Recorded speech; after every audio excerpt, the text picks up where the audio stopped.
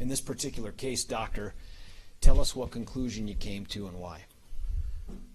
My conclusion is that he meets the criteria for something called schizotypal personality, S-C-H-I-Z-O-T-Y-P-A-L, personality, and may well meet the criteria for something called delusional disorder. I was aware as I did that he comes close to meeting criteria for some other similar disorders, but the one I think is most applicable and the one for which he does meet the criteria, in my opinion, is schizotypal personality. You said delusional disorder, and we've heard you refer to a delusion. What is the psychiatric definition of a delusion? A delusion is a fixed belief that is also false, a fixed false belief.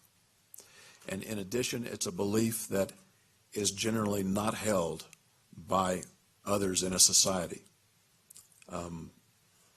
That allows us to say that religions are not a delusion, whether somebody thinks they're false or not false.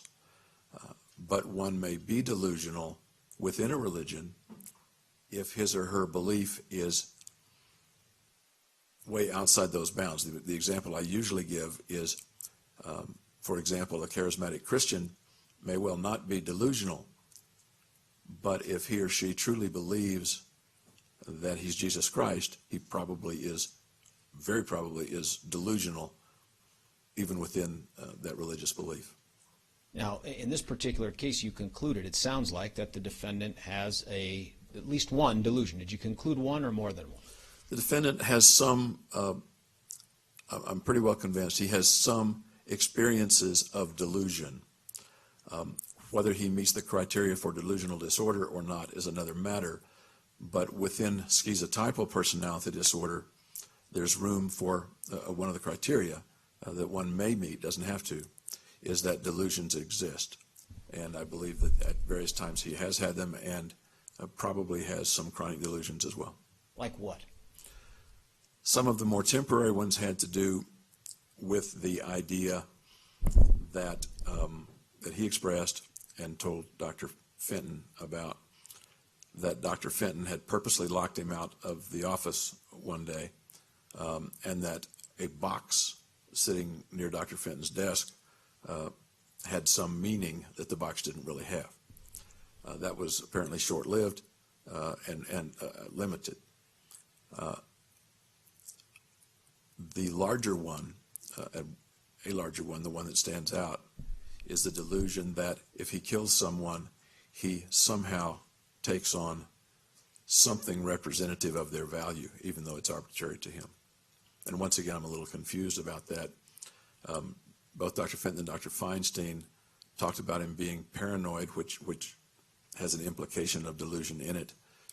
And I think I'm not doing a very good job of explaining. Well, let me just ask you, you said you're confused about whether or not this belief that he has this increased value from killing people is a delusion. Well, I want to ask you, based on the definition that you get. Objection. Misstates the testimony. Object to the form of the question. Overruled. I want to ask, go ahead, sir. If you need to clarify something I said, please do that. Okay. If I may, I'm going to. Okay.